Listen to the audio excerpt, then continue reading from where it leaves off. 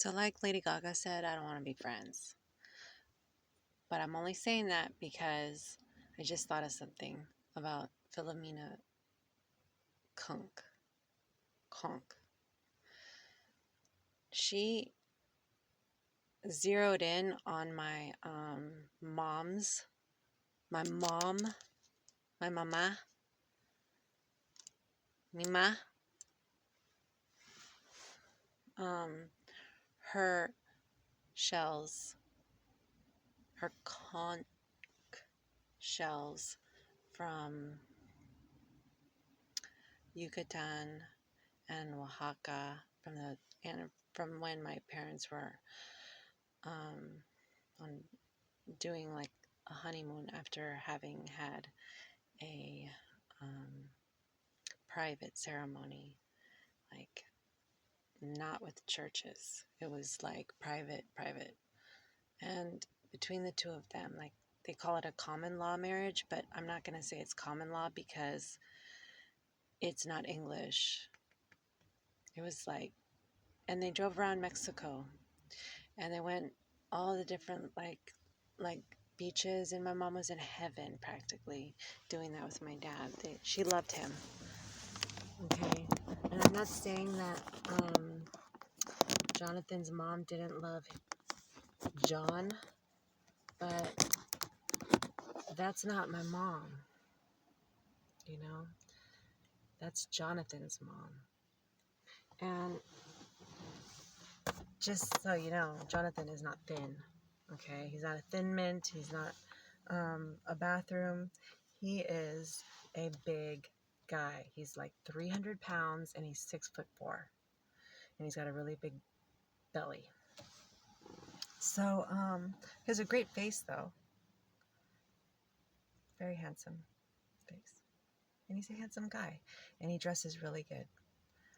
And the type of clothes he wears, it does a phenomenal job camouflaging his figure. So I gotta say that sometimes stuff like that's kind of like annoying because it's like you don't really know until you have premarital sex that there's some things that need to get worked out that they've been hiding. That's a perfect example. But then so does makeup. Makeup does the same thing, which is probably why my mom had a big problem with makeup and wanting to postpone me wearing it for a long time, as long as she could possibly postpone it, and nail polish. And also she wanted me to postpone wearing a bikini. And you know, I think it's because the last time it was a problem, like a big problem, and she remembers it more than I do.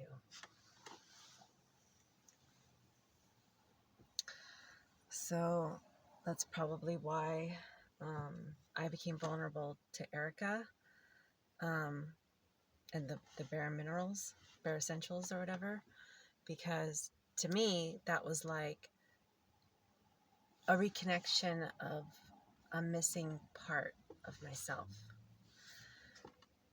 And then when Carol Davies offered me some, it was probably the result of a wires getting crossing with the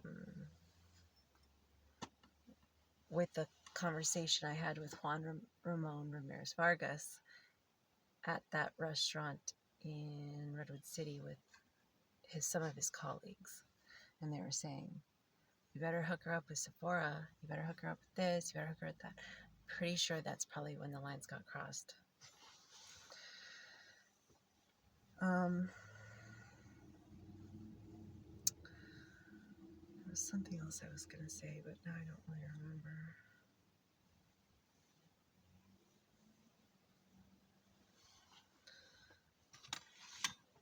I like Carol a lot, but I'm sorry, I love my mom and I love my dad, and I really need Carol to not overly use my family, and I really need for the royal family to not overly use my family too.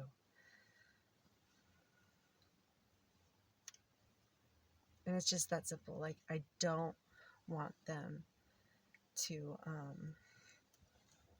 be presumed, as in like presumed that they don't want to live anymore, or that they don't want to participate in whatever such and such game, or that they don't want to change their ways. Because first off, I just want to point out, how can anyone really change their ways if they're already desperate to begin with, because they're not comfortable in the body they are in?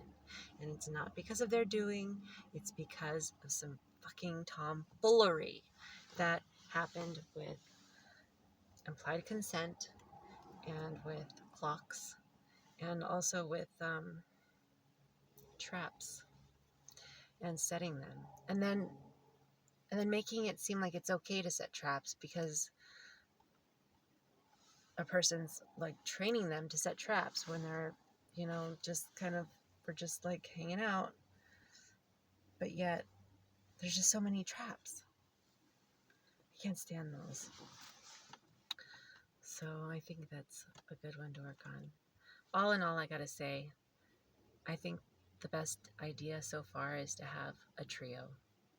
That's 2 guys and 1 girl as lovers and friends, because that way it'll mitigate abuse, it'll provide a witness, and it should occupy the seats enough so that there isn't a lot of spiritual availability to go in there and fill in the gap.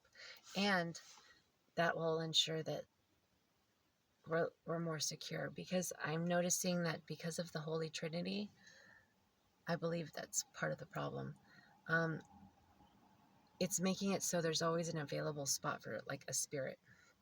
And that spirit ends up being probably someone from England. And that's fine once in a while, but it's not once in a while. It seems like it's all the time.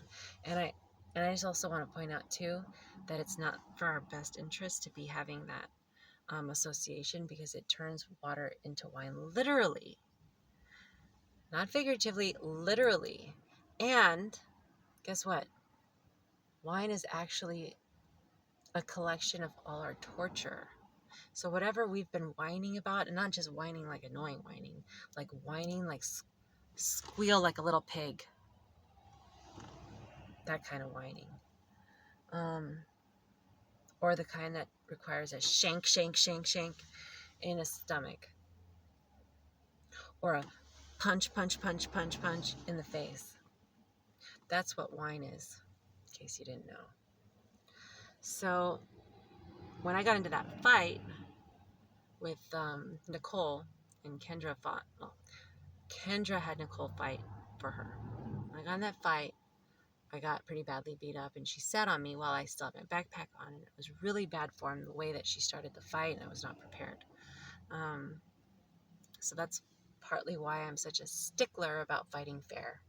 And fighting fair, if anyone throws that phrase around and uses it in the context of drugs, just know that they're corrupt. Know that. They're corrupt. And not only corrupt, but they're like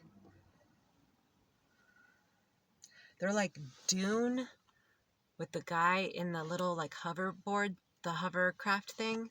They're like him, corrupt. Okay, just know that.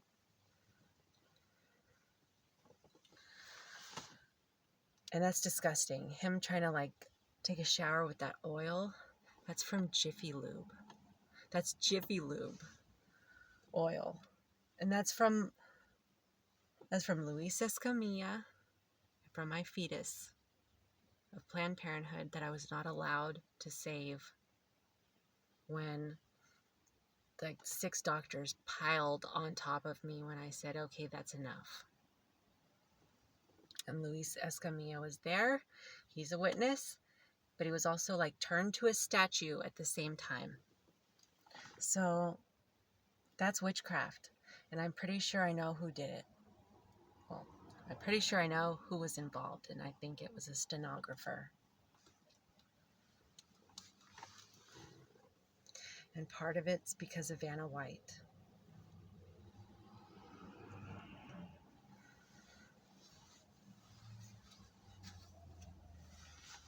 So the good news is, if it is Vanna White, there's a movie that she's in, and she's an angel.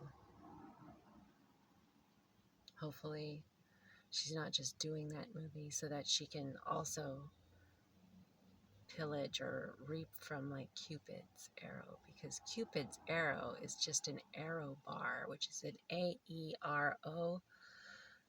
AEROBAR, and that is like,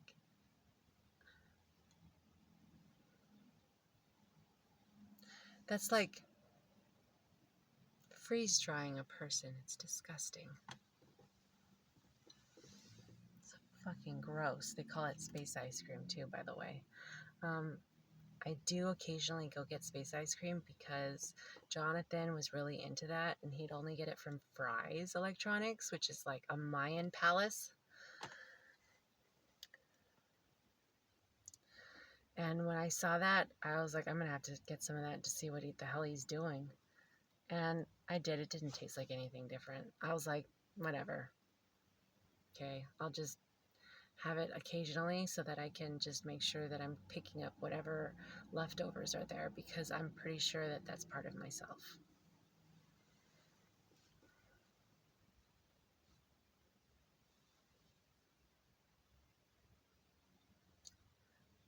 This is just beyond disgusting and gross and really fucking upsetting. And with Angelina Jolie dying recently in that car accident, I'm fucking like really fucking freaked out. Not because of me. Like, honestly, I don't care. I'm not gonna go trying to kill myself, but it would be a mercy if someone like straight took me out. Because honestly, and when I say took me out, just like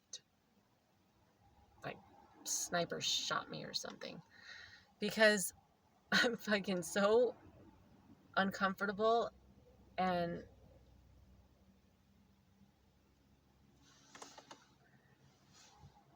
I don't know what to do. All I know is that I'm fucking hella worried that my mom is gonna end up getting somehow like stuck inside me, and my face will transform and look like hers, and that is it. I'm not gonna continue on it. That's the only time